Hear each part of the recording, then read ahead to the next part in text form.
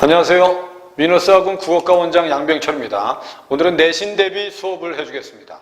백석고등학교 1학년 2학기 중간고사 범위에 들어가는 땅끝이란 시작품을 설명해 주도록 하겠습니다. 대부분 학생들이 그 중간고사 준비를 하거나 시험 준비를 할 때 이 시문학이 나오면 작품 자체에 대한 이해는 되긴 되는데 혹시 학교 시험에 낯선 시가 나오면 읽지 못하고 문제를 틀리는 경우가 많습니다. 이 말은 결국 시문학을 읽는 것이 자신이 없기 때문입니다. 그래서 선생님이 그 시문학에 대해서 접근하는 방법과 함께 땅끝이라는 작품을 정확하게 분석을 해줄 테니까 여러분들 내신 준비하는데 큰 도움이 됐으면 좋겠습니다. 자, 일단 이렇게 봅시다. 우리가 시문학을 공부할 때 시문학은 문학입니다. 문학. 알았죠? 이 문학이 어떻게 쓰여 있는지 원리에 대해서는 간단하게 지금 소개를 하고 가겠습니다. 시문학은 여러분 원래는 내용을 보면 정서문학이다 이렇게 얘기하고 태도문학이다 이렇게 얘기합니다. 이 정서란 말을 달리 말하면 감정이라고 얘기하고요. 이 태도란 말을 달리 말해서 어조라고 합니다. 그러니까 시에는 인간의 감정과 그 다음에 인간의 삶의 태도가 들어있는 게 시다. 이렇게 보시면 되고요. 그 다음에 이제 시문학에서 표현을 할 때는 뭘 이용합니까? 그러면 운율을 쓰거나 이미지를 씁니다. 됐죠? 기본적인 겁니다, 이건.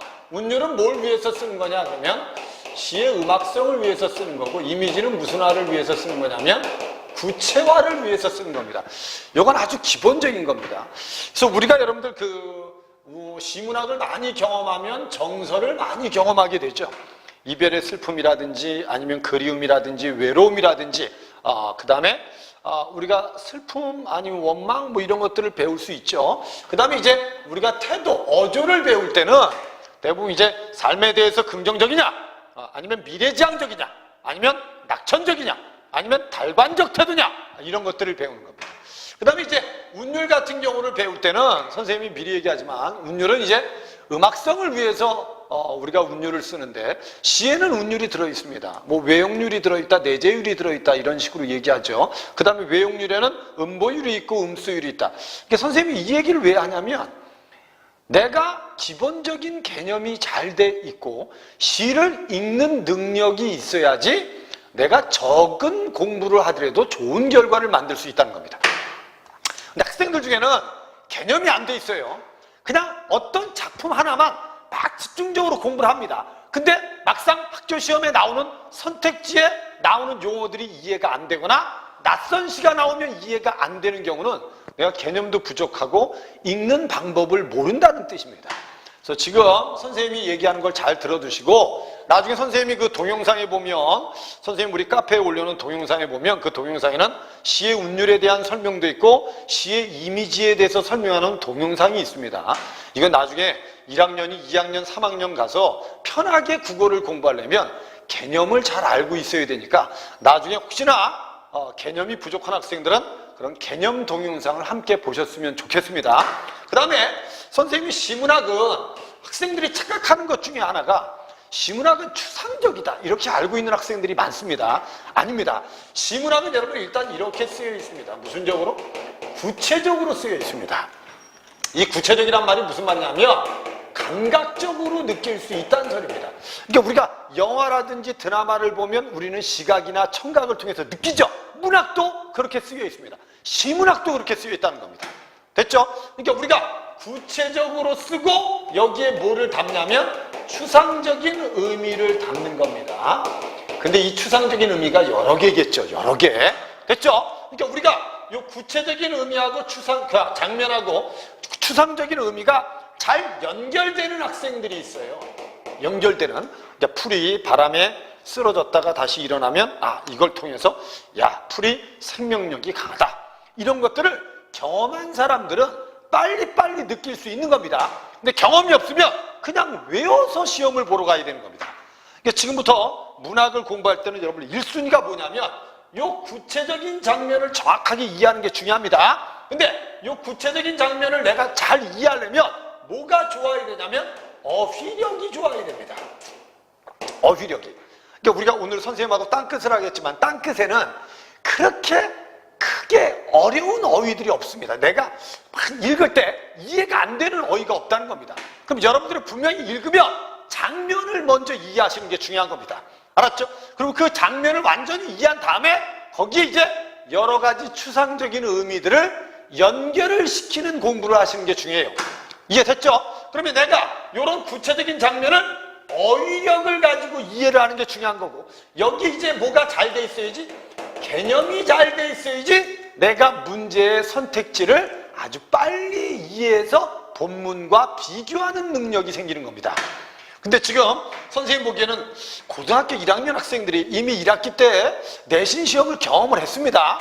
근데 내가 등급이 잘 안 나온다, 이런 학생들은 기본적인 개념이 안 돼 있거나 어휘가 부족한데 결국 시험은 봐야 되니까 어쩔 수 없이 외워서 시험 보러 가면 암기한 게 나오면 맞히는데 이해를 해서 풀어야 되는 건 맞히지 못하는 경우가 있다는 겁니다. 선생님 부탁인데, 그래서 지금 아직도 늦지 않았습니다.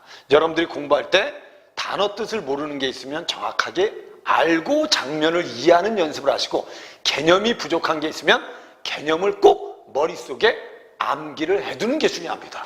이해를 해서, 이해되죠? 그러면 우리는 시를 읽을 때 읽을 수 있는 요 장면을 이해하는 게 가장 중요하고, 이해됐죠? 요 장면과 요 추상적인 의미를 연결하는 연습을 하는데, 요 추상적인 의미가 꼭 하나만 있는 게 아닙니다.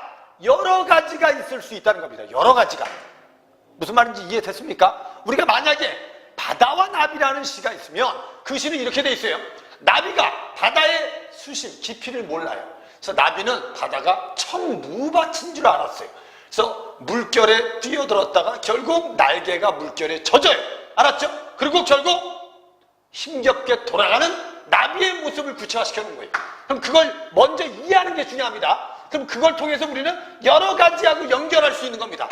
그래, 순진한 시골에 있던 사람이 돈을 좀 벌려고 도시에 왔었는데, 도시는 분명히 이거 시골 사람이 느끼기에는 이상세계라고 느꼈는데 막상 와보니까 참 비정한 현실이 많더라. 알았죠? 그래서 결국은 서울에 왔다, 도시에 왔다가 상처 입고 돌아가는 사람일 수도 있고, 이해됐죠?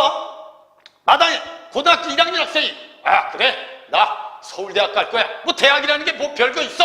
라고 공부를 시작했는데 공부가 너무 어려운 거예요. 알았죠? 그래서 나중에 공부 때문에 좌절감을 느낀 학생의 모습일 수도 있는 겁니다. 이렇게 다양하게 연결을 시키는 게 여러분들이 이해하면서 공부하는 방법입니다. 자, 그럼 지금부터 선생님이 땅끝이라는 작품에 대해서 설명을 해주겠습니다. 프린트는 없으니까 여러분들 미리 얘기하지만 교과서를 그냥 가지고 수업을 들으시고 나중에 여러분들이 문제를 다양하게 한번 경험하시는 게 좋을 겁니다. 첫 번째, 이 땅끝이라는 작품은 이렇게 보시면 돼요. 땅끝. 이 땅끝에 일단 특징이 뭐냐, 주제가 뭐냐, 표현상의 특징이 뭐냐, 이런 걸 외우기 전에 일단 먼저 본문을 먼저 정확하게 이해하시는 게 중요합니다. 됐죠? 그럼 자, 첫 번째 교과서 본문을 보겠습니다. 본문의 첫 번째 일면에 보면 뭐라고 돼 있어요? 선생님이 특징을 나중에 다 정리해 줄 테니까 핵심만 정확하게 내용만 이해를 해봅시다. 절대 여기에 어떤 상징적 의미가 있느냐는 중요하지 않습니다. 알았죠? 그냥 있는 그대로의 문장을 이해하는 게 중요합니다. 첫 번째, 산 너머 고운 노을을 보려고, 됐죠? 노을에다 동그라미 쳐놓으세요. 그네를 힘차게 차고 올라 발을 굴렸답니다. 됐죠? 그럼 일면에 보면 일단 화자는 뭘 보기 위해서? 노을을 보기 위해서 뭐를 타고? 그네를 타고 그네에 힘차게 발을 굴렸답니다. 내용 이해되죠? 이 문장 이해되죠? 그러면 지금 화자가 보고 싶은 건 노을이고, 알았죠? 이 노을을 보기 위해서 뭘 탄 겁니까? 그네를 탄 겁니다. 이렇게만 이해를 하시란 말이야. 이렇게만. 그럼 이걸 다르게 해석하면 뭐죠? 고등학교 1학년 학생이 시험을 잘 보기 위해서 학원을 다녔습니다. 뭐 다를 게 있어요? 똑같잖아요. 그죠? 그러니까 이 문장을 이해해서 다른 것과 연결을 시키는 능력이 중요하다. 됐죠? 밑에 노을은 끝내 어둠에 잡아먹혀 버렸습니다. 됐죠? 그럼 결국 이 노을은 뭐 때문에 사라진 거예요? 이건 이해할 수 있잖아요. 어둠 때문에 사라진 겁니다. 지금 화자는 노을을 보기 위해서 그네를 탔는데 결국 노을은 어둠에 잡아먹혔어요. 노을이 사라졌습니다. 이해되셨습니까? 그 다음에 그 밑에 나를 태우고 날아가던 그네줄만, 알았죠? 그네줄에다 동그라미 쳐놓으세요. 그네줄이 오랫동안 삐걱삐걱 떨고 있었습니다. 삐걱삐걱이란 말이 무슨 어죠? 의성어죠. 의성어. 알았죠? 우리가 의성어를 우리 뭐라고 하냐면 이런 걸 이렇게 얘기합니다. 뭐라고? 음성상징어. 이렇게. 알았죠? 근데 학생들은 또 이걸 의성어, 음성상징어 그냥 무턱대고 외우는 사람이 있어요. 원래 의성어라는 건 소리를 본뜬 말이고요. 알았죠? 음성상징어란 말은 그 소리에, 소리 자체, 음성 자체에 상징성이 있다는 소리입니다. 우리가 졸졸이라고 하면 물의 양이 작은데 깨끗해 보이지만 줄줄이라고 하면 물의 양은 많은데 더러워 보이지 않습니까? 느낌이 됐죠? 그게 바로 음성상징어입니다. 그래서 일반적으로 음성상징어에는 의성어도 있지만 뭐도 있다? 의태어도 있다. 이렇게 얘기하죠. 이런 게 원래 여러분들이 꼭 알아둬야 될 개념어들이에요. 그러니까 내가 국어를 잘하려면 기본적인 암기는 돼 있어야 돼요. 그러니까 어휘를 이해해서 암기하는 것도 중요하고 개념을 이해해서 암기하는 것도 중요한 겁니다. 내가 지식을 쌓는다는 건 암기와 함께 이해가 동시에 돼야지 지식이 쌓아지는 거지. 암기만 한다고 지식이 쌓아지는 건 아니지 않습니까? 그러니까 지금 선생님 혹시 이 동영상을 보는 학생들은 제발 부탁인데 공부하는 방법을 바꾸셔야지 여러분들이 좋은 성적을 받을 수 있습니다. 그리고 공부하는 방법이 제대로 돼야지 여러분들이 나중에 공부를 할 때 더 효율적으로 공부할 수 있는 겁니다. 이해되죠? 이제 화자가 노을을 보기 위해서 그네를 탔어요. 근데 노을이 어둠에 잡아먹혔습니다. 이해됐죠? 노을은 없어진 겁니다. 그 다음에 뭐만? 그네 줄만 삐걱삐걱 뭐하고 있다? 떨고 있다고 돼 있어요. 떨고 있다.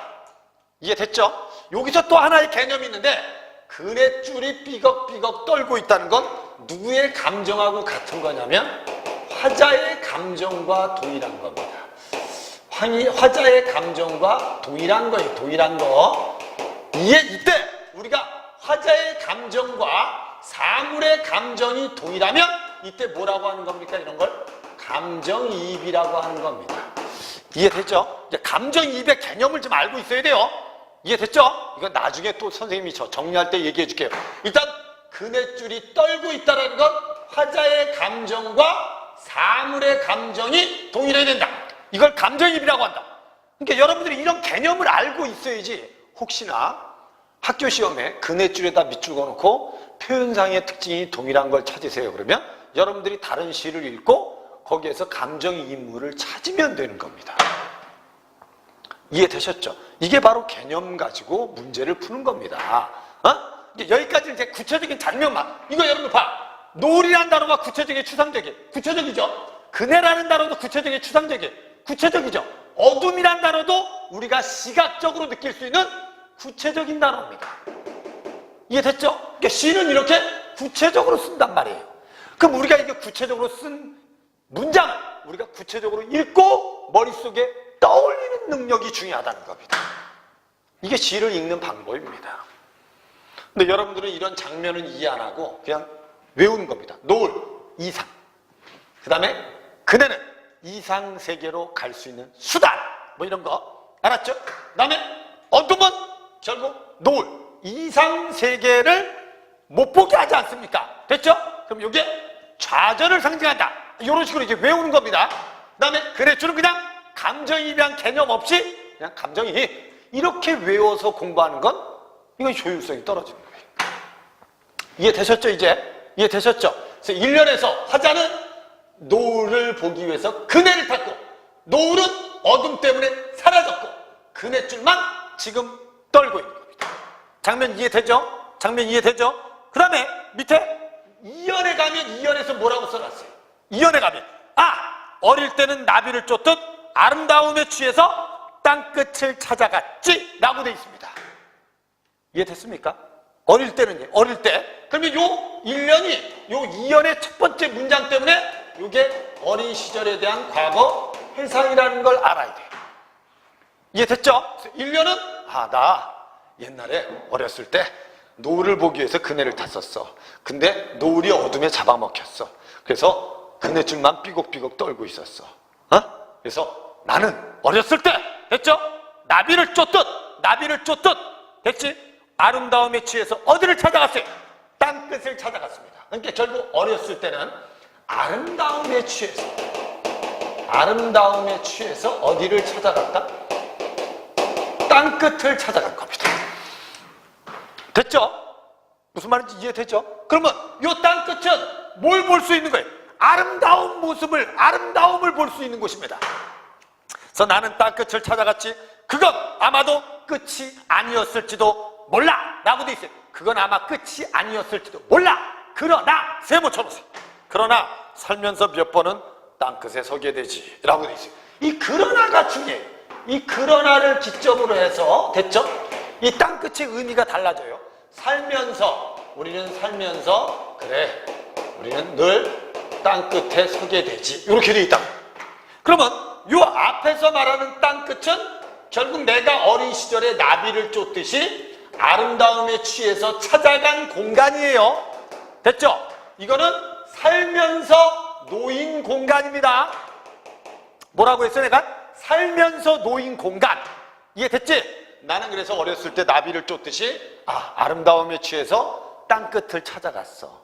됐죠? 그건 끝이 아니었을지도 몰라. 그러나 살면서 나는 땅끝에 놓이지.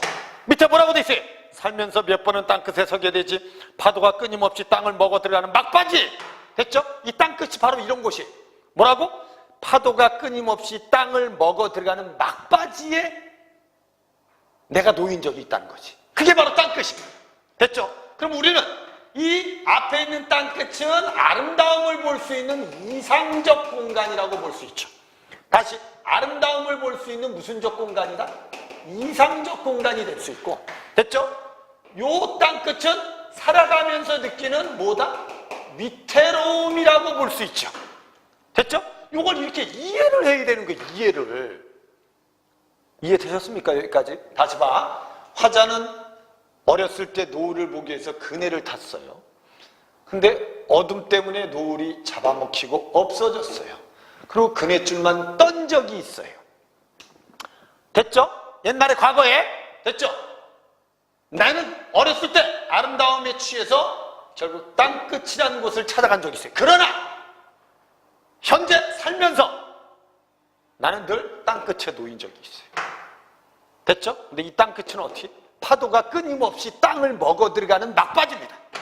됐죠? 그럼 어떻게 보면 아주 위태로운 공간입니다.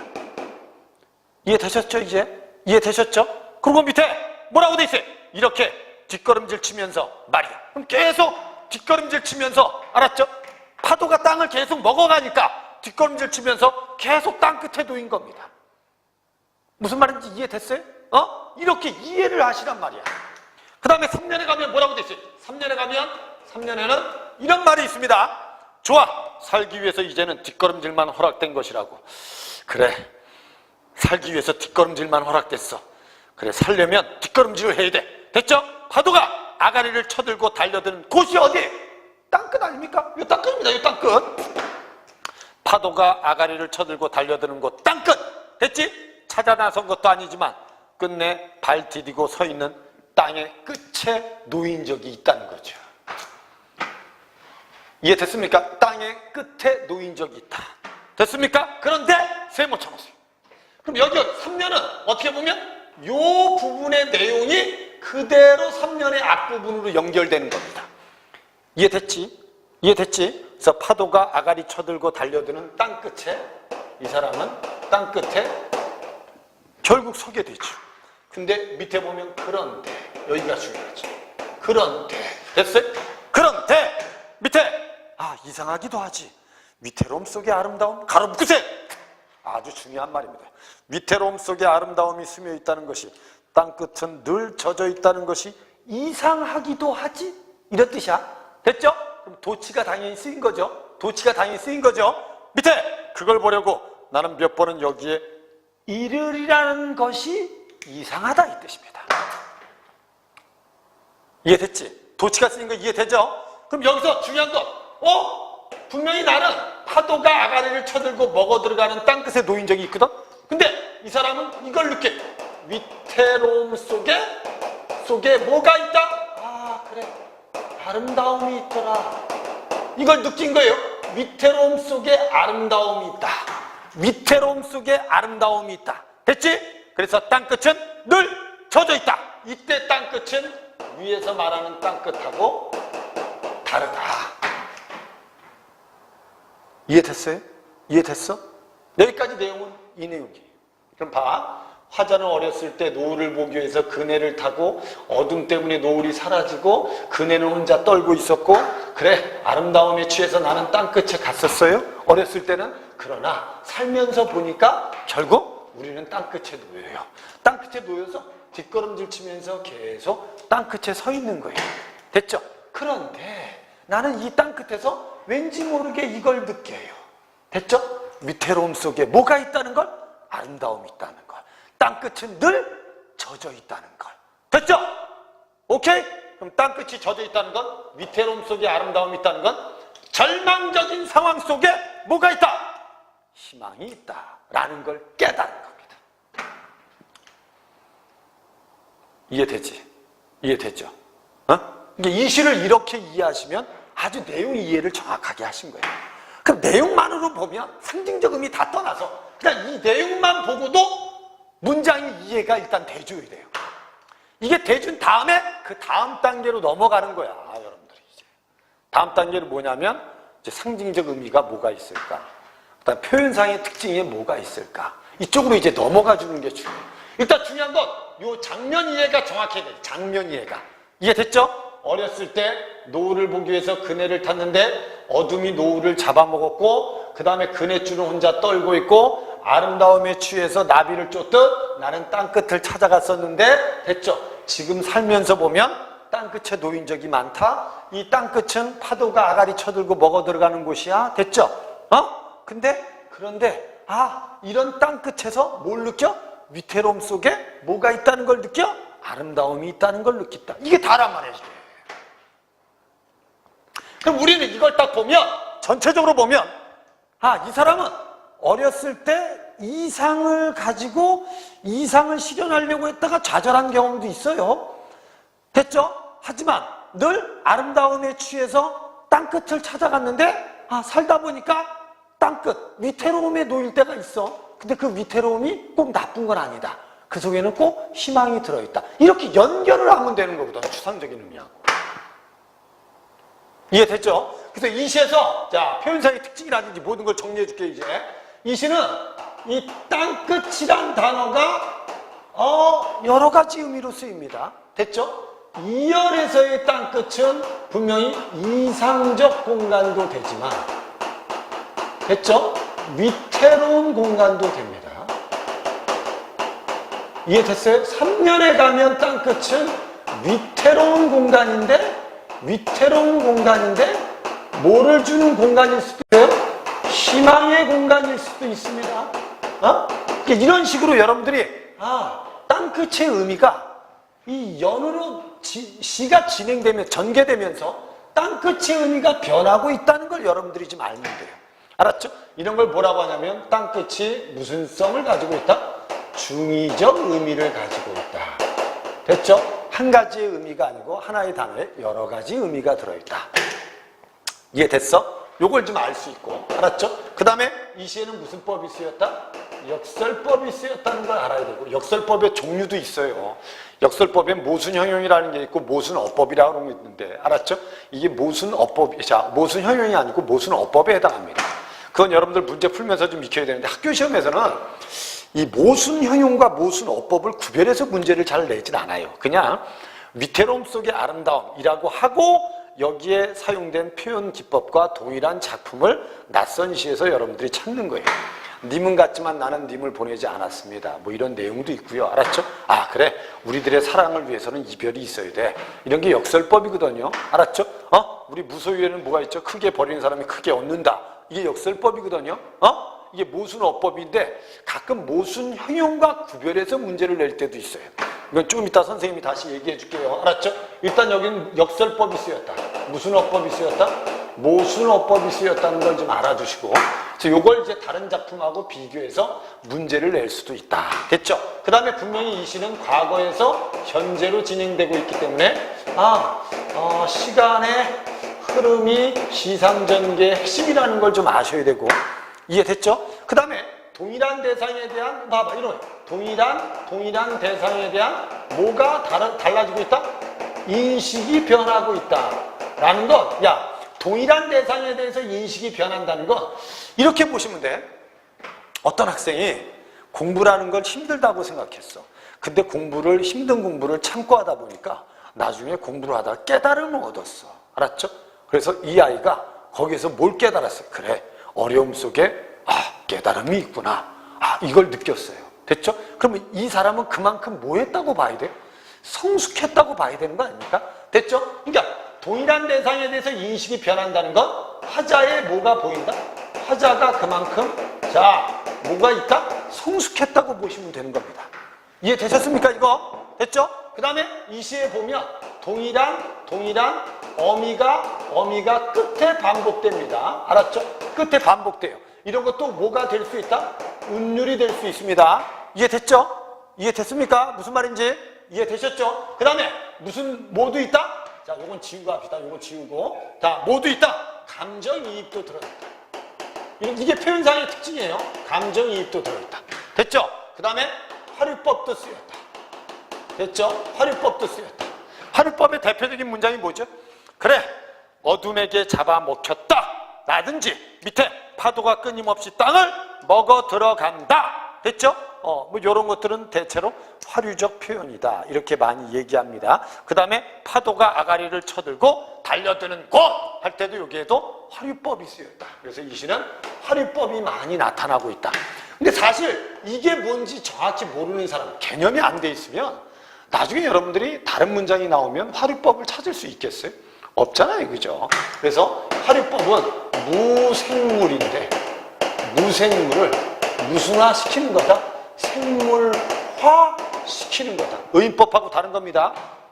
이해됐죠? 요 감정이입이 쓰일 때는 그네줄이 삐걱삐걱 떨고 있다라고 하면 이건 의인화가 된 겁니다. 이해됐죠? 오케이? 의인화가 돼야지 우리는 뭐가 이루어질 수 있다? 감정이입이 이루어질 수 있습니다. 그래서 요 둘을 정확하게 구별해 줄 필요가 있다는 겁니다. 이해되셨습니까? 이해되셨죠? 이 시에서 우리가 느껴야 될 그런 의미는 뭐예요? 주제는 뭡니까? 그럼 주제는 대부분 이거죠. 화자가 어렸을 때 노을을 보기 위해서. 노을은 뭐죠? 이상. 됐죠? 그 다음에 그네를 탔어요. 그네는 뭐죠? 이상 세계를 볼 수 있는 수단. 됐죠? 그 다음에 어둠이 근데 결국 노을을 잡아먹었어요. 결국 나는 이상을 추구했지만 좌절했다. 그죠? 결국 노을을 못 보게 하는 존재니까 시적 화자의 이상을 좌절하게 하는 존재가 어둠이다. 이해되죠? 이해되죠? 그 다음에 그네줄은 뭐겠어요? 그네줄은 시적 화자의 감정하고 동일하다.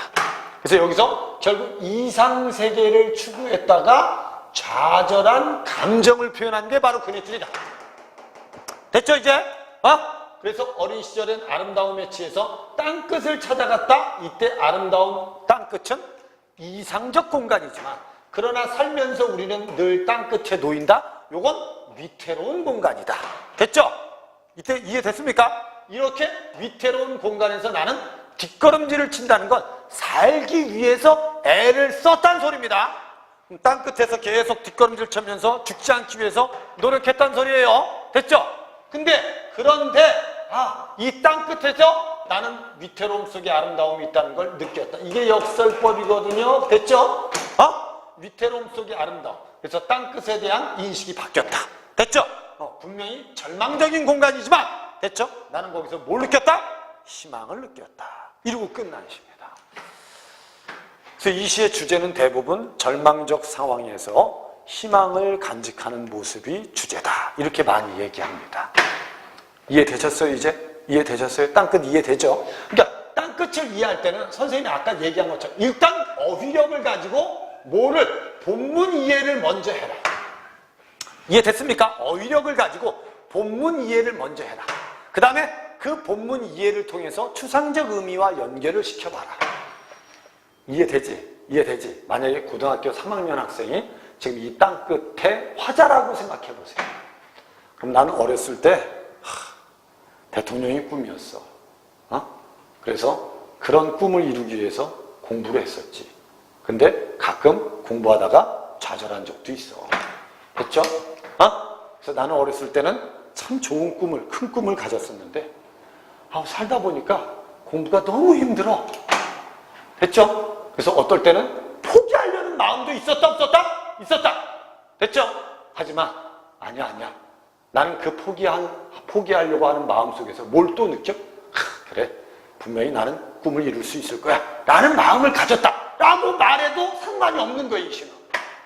그러니까 결국 우리가 봐봐, 고등학교 때 우리 청산별곡이라는 걸 우린 배우는 거예요. 이 고려가요인데요, 대부분 우리나라 시에서 이상세계를 동경하다가 뭐하는 시들이 많아요? 좌절하는 시가 많습니다. 알았죠? 청산별곡도 결국 이상세계를 추구하다 술 먹고 체념해버리는 시입니다. 됐죠? 근데 봐봐, 이렇게 보세요. 어떤 사람들은 이상세계를 추구하다가 좌절하고 체념하는 사람도 있는 거고, 어떤 사람은 이상세계를 추구하다가 결국은 좌절하지만 그래도 그 속에서 희망을 갖는 사람들도 있는 거예요. 그러니까 사람들마다 삶의 태도가 다르지 않습니까? 그런 태도를 문학을 통해서 여러분들이 경험하라는 겁니다.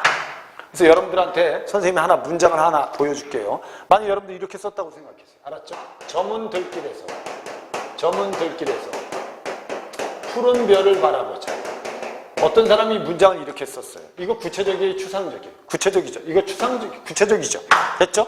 그러면 지금 들길이 저물었다는 건 나의 현실이 부정적이라는 거예요. 부정적. 근데 나는 거기서 푸른 별을 바라본다는 건 뭘 갖는다는 거예요? 이상을 갖는다는 거예요. 그럼 위태로움 속의 아름다움이나 뭐 다를 게 있어요, 이게. 맞잖아요, 그죠? 현실은 부정적이지만 거기에서 이상을 포기하지 않는다. 희망을 갖는다는 거 아닙니까? 됐죠? 그럼 그런 면에서 이건 같은 이미지입니다. 같은 이미지. 이해됐습니까? 오케이? 그러니까 지금부터 문장을 정확하게 이렇게 구체적으로 쓴 문장이 어떤 문장인지를 이해한 다음에 그걸 가지고 연결을 시켜보면 되는 거예요. 연결을. 이게 경험이에요. 그래서 결국은 여러분 어렸을 때 책을 많이 읽거나 또는 공부를 할 때 이해하면서 공부하는 학생들은 나중에 내신 준비할 때, 국어를 준비할 때 그렇게 많이 준비하지 않고 문제를 많이 안 풀었는데도 학교 시험 볼 때 그렇게 크게 어렵다고 느끼지 않고 푼다는 거죠.